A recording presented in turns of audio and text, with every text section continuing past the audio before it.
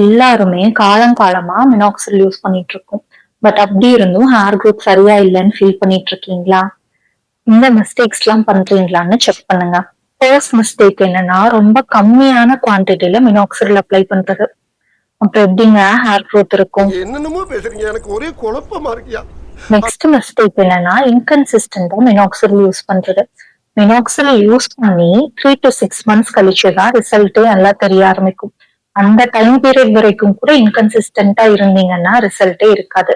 Third mistake என்னன்னா வெட் ஸ்கேல்ப்ல மினாக்சில் apply பண்றது. மினாக்சில் அப்சார்ப்ஷனும் சரியா இருக்காது, ஹேர் குரோத்தும் கரெக்டா இருக்காது. ஃபோர்த் மிஸ்டேக் என்னன்னா மினாக்சில் அப்ளை பண்ண உடனே ஹெல்மெட் போட்டுக்கிறது, கேப் போட்டுக்கிறது, இல்லைன்னா நைட் பில்லோ வச்சு தூங்க போறது.